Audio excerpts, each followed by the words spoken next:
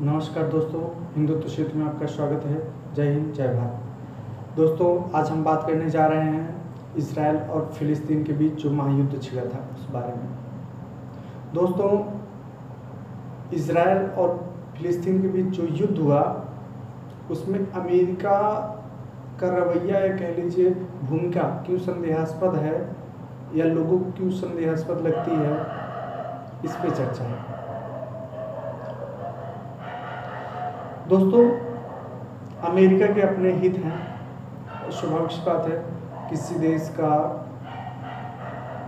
अगर हित सधता है तभी वो किसी के लिए कुछ करता है। अमेरिका ने खुले तौर पर इजराइल को समर्थन दिया और कहा कि मारो, तो भाई मारो तो मारो। और इजराइल जैसा सशक्त और ताकतवर देश जब मारने पे आता है तो भाई सब 57 के 57 मुस्लिम मुल्क चूहे के जैसे बिल में घुसना जानते हैं। उस समय जब वो मारता है ना तो फिर उसके बाद उसको ना कोई प्रश्न चिन्ह खड़ा करता, जब तक मारता है तब तक ना कोई निकलता। जब मार के चला गया तब जाकर के फिर इनका निकलना होता है। हो भी क्यों ना, आप इस चीज़ को सोचिए कि इजराइल ने 90 लाख है, 90 लाख इजराइल की आबादी है, 90 के 90 शेर हैं। अपने धर्म के लिए, अपने देश के लिए मर मिटने वाले लोगों में से। हमारी तरफ वहाँ कांग्रेस पार्टी नहीं है, हमारी तरफ वहाँ राहुल गांधी नहीं है ना केजरीवाल है कि भाई सेना से सबूत मांगेगा। तो एक तो मजबूती का कारण ये भी है, और वो तकनीकी के क्षेत्र में हमसे और कहीं ना कहीं बहुत सारे देशों से बहुत आगे है। और यहाँ मुस्लिम देशों की हालत आप देख लो कि आज तक की स्थिति में इन्होंने मतलब कि एक मिसाइल तक ना अपना निर्माण करा। इनके पास कोई मिसाइल मैन नहीं है, इनके पास कोई अब्दुल कलाम नहीं है। ये सिर्फ और सिर्फ जिहाद फैलाना, कट्टरपंथ फैलाना, दुनिया को काल के गर्त में धकेलना, शहर के सब शहर तबाह करना, यही इनको आता है। और इजराइल ने अपने बच्चों को अच्छी शिक्षा दी है, टेक्नोलॉजी की शिक्षा दी है, उसके पास सारे संसाधन हैं। इनके पास क्या है भाई, मदरसा छाप, अल्लाह अकबर करने वाले कुछ चंद कट्टरपंथी लोग, बस वही है। और ये जो होते हैं मौलाना, ये मौलानाओं के उस इशारे से ही चलते हैं। तो इन्होंने जैसे ही लाम बंद किया कि नहीं भाई साहब इजराइल का बाइकआउट करना, तो इजराइल के बाइकआउट के लिए खड़े हो जाओ। तो ऐसी चीज़ें हैं। तो एक तो धड़ा ये हो गया कि नहीं, ये इतने मुस्लिम मुल्क इकट्ठे होकर के भी इजराइल का सामना नहीं कर सकते, या इनमें उतनी कुव्वत नहीं है कि इजराइल का सामना कर पाए। वो पिछवाड़े पे बम और गोले दागता है और भाई साहब ऐसी ऐसी जगह मारता है कि कोई सोच नहीं सकता। और उस पे जो ये इन्होंने हमास नाम से आतंकवादी संगठन, जो कि गाजा पट्टी में जो गाजा पट्टी फिलिस्तीन का ही एक भाग है, एक शहर है, उस गाजा पट्टी में ही वो स्थित है। हमास उसी के आतंकवादी संगठन है, उसके लोग वहीं रहते हैं। अब दोस्तों क्या हुआ कि हमास का काम है कुरेदना। जैसे होता ना कि हम लोग या तमाम सारे लोग जो है, तमाम सारे देश अपनी आज़ादी के लिए लड़ाई लड़ रहे हैं। इजराइल तो ताकतवर देश है ही, तो वो इन जिहादियों की ज़मीनें धीरे धीरे लेता भी जा रहा है अपनी तरफ। तो इन्होंने क्या करा कि भाई इनका आतंकवादी संगठन होते ही,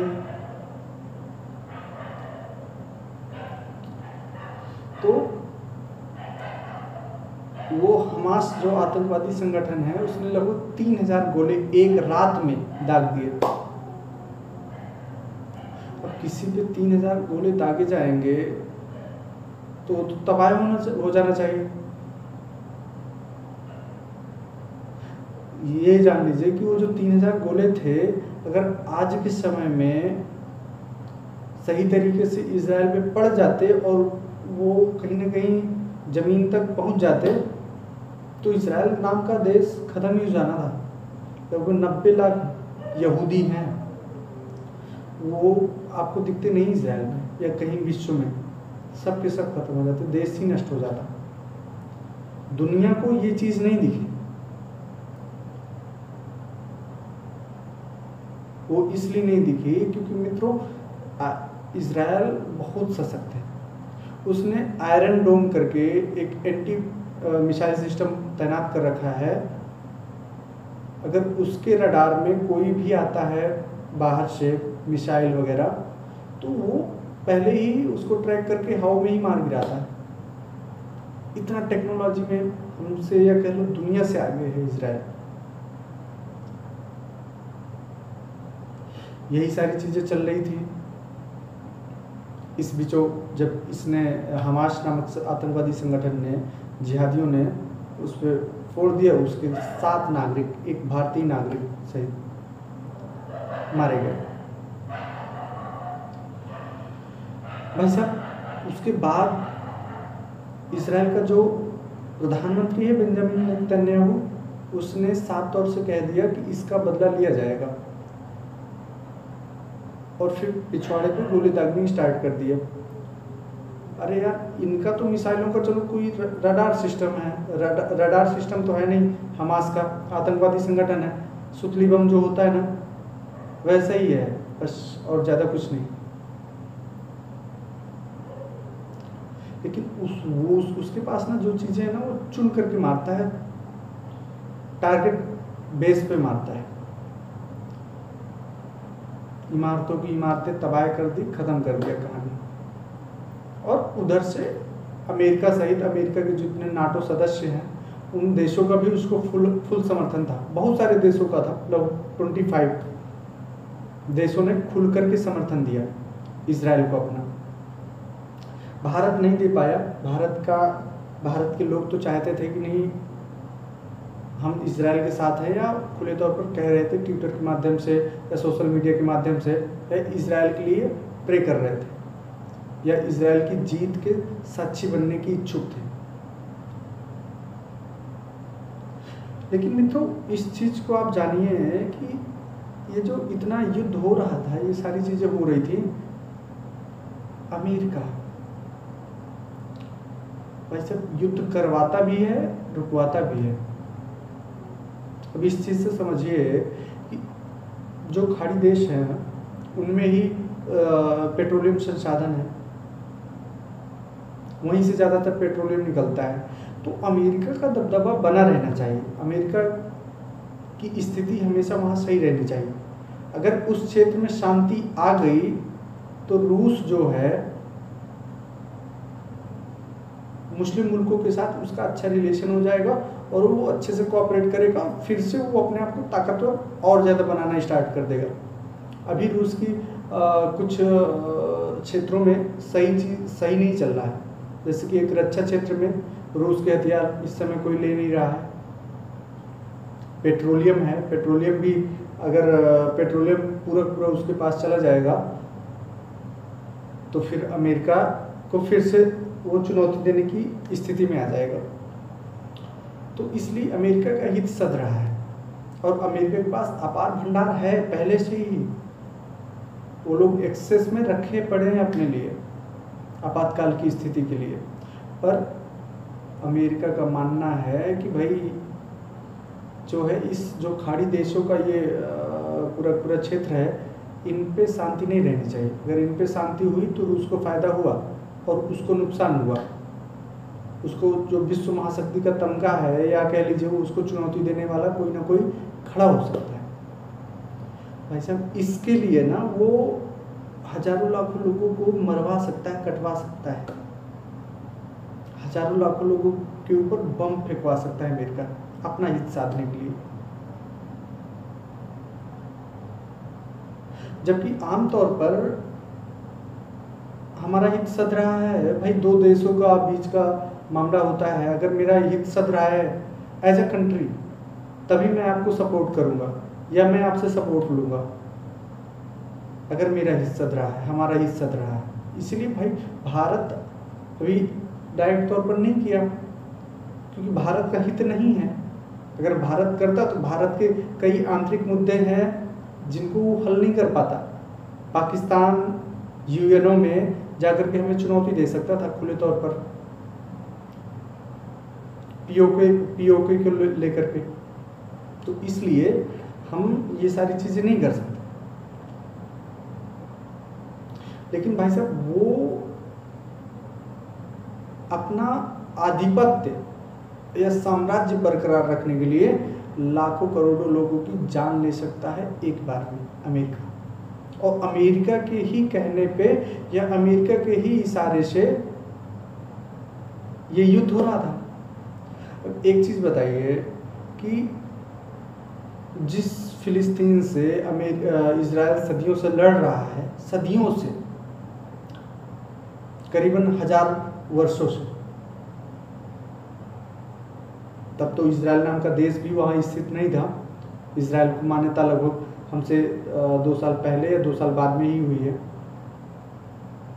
लेकिन दोस्तों आप इस चीज़ को समझो कि जो देश कंटिन्यू अभी तक सब कुछ सही चल रहा था और फिर उसके बाद विश्व की महाशक्ति ने उसको सपोर्ट कर दिया, तो ऐसे में तो फिलिस्तीन को आज की डेट में ख़त्म हो जाना था। भाई इजराइल तो रुकने को राजी नहीं था। इजराइल को अगर जिस तरीके की सपोर्ट की बात इन्होंने करी थी या इजराइल के लिए इतना सपोर्ट कर रहे थे, तो ऐसे तो इजराइल अपनी अंतिम लड़ाई लड़ता फिलिस्तीन से। या तो फिलिस्तीन नहीं या इजराइल नहीं। अब इजराइल शक्तिशाली है तो फिलिस्तीन नहीं, क्योंकि 25 ताकतवर देश एक साथ होना बहुत बड़ी बात है। अगर चाहता इजराइल तो एक दिन में खेल खत्म हो सकता था, उसके पास इतनी ताकत है। लेकिन मित्रों ऐसा कुछ नहीं था, सिर्फ युद्ध विराम का उल्लंघन था। खाड़ी देशों को सिर्फ डराने का काम किया जा रहा है, और ये किसके द्वारा? अमेरिका के द्वारा। अमेरिका का अगर हित सध रहा है और अमेरिका का अगर फायदा है, तो कल को हमारे ऊपर भी या भारत के ऊपर या किसी और देश के ऊपर कहीं भी जा सकता भाई। उसको विश्व महाशक्ति का तमगा है, और उस विश्व महाशक्ति के तमगे को छीना ना जाए या कोई छीन न ले या कोई उतना ताकतवर न बन जाए, बस उसको इसी चीज़ का डर है।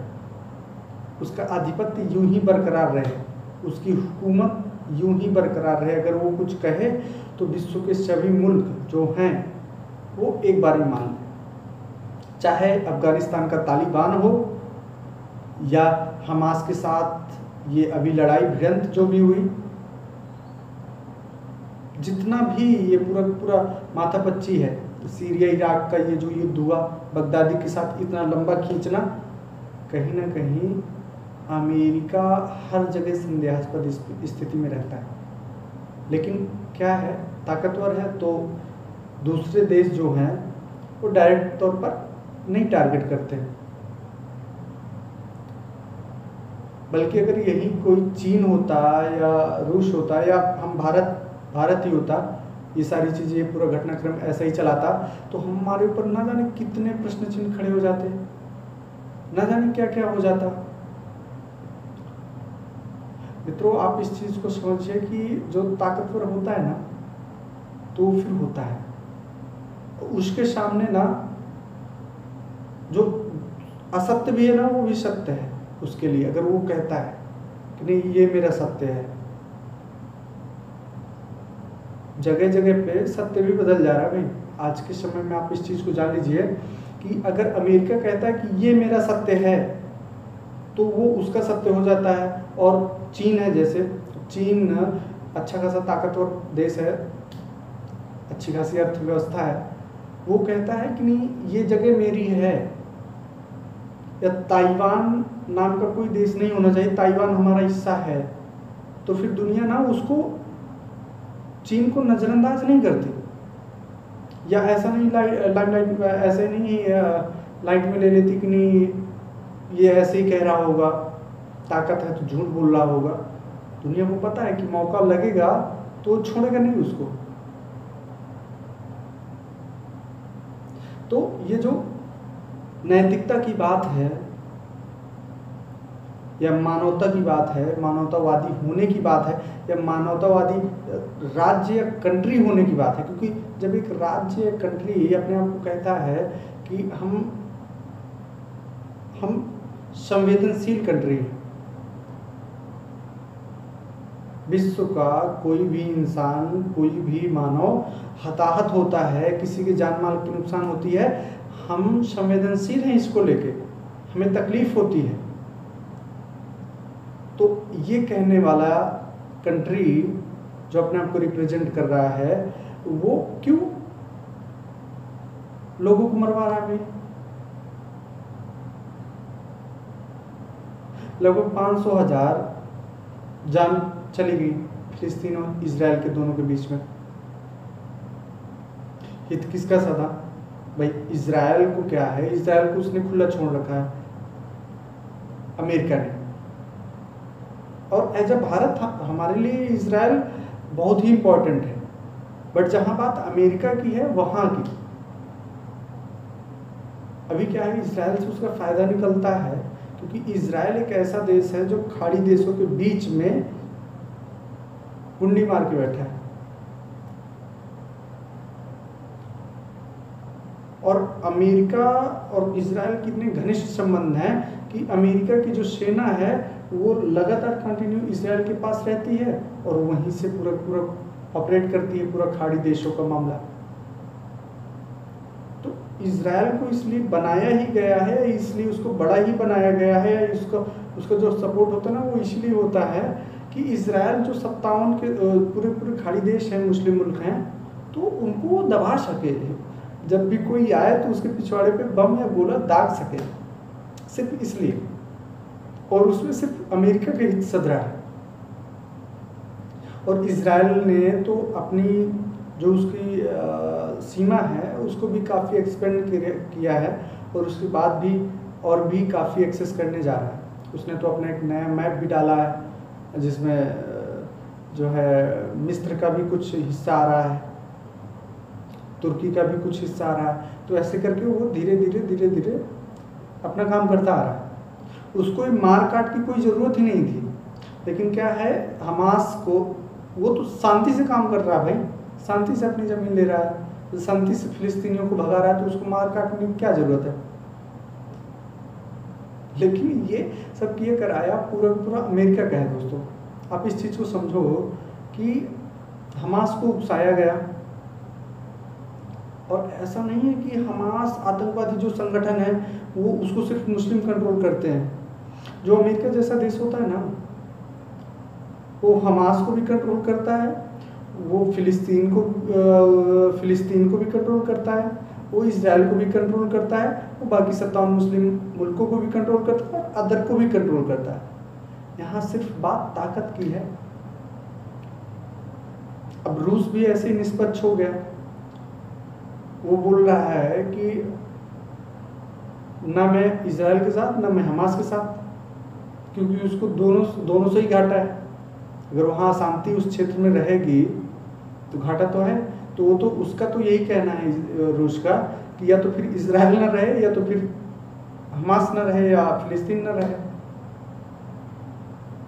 हो जाए निर्णय, तो उसके लिए शांति आ जाए और वो अपना काम अच्छे से चालू कर दे, फिर से दुनिया के सबसे ताकतवर मुल्कों में दूसरे नंबर पर या पहले नंबर पर शुमार हो जाए। उसका जो साम्राज्य छिन रहा है, कमज़ोर हो रहा है, रूस की क्रांति के तहत कई देश जो बने उस पर सारा कुछ जो भी पुराना मामला था, तो वो भी अपने आप को पुराने ढांचे में लाना चाहता है। तो यही चीज़ है कि अगर आज के समय में आप ताकतवर हैं, ये मायने रखता है। और जब आप एज अ कंट्री ताकतवर है ना, तो फिर दुनिया की कोई ताकत नहीं होती जो आपके फैसले को पलट सके।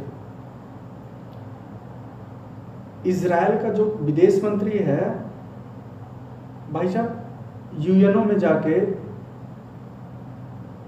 वो यूएनओ को ही धमका रहा था। उसके साथ 25 अच्छे खासे ताकतवर देश, विकसित देश खड़े हैं, वो खुद भी ताकतवर है, अमेरिका जैसा विश्व महाशक्ति उसके साथ खड़ा, उसको क्या चाहिए? मित्रों, इसीलिए सशक्त बनना आज के समय में बहुत ज़्यादा ज़रूरी है।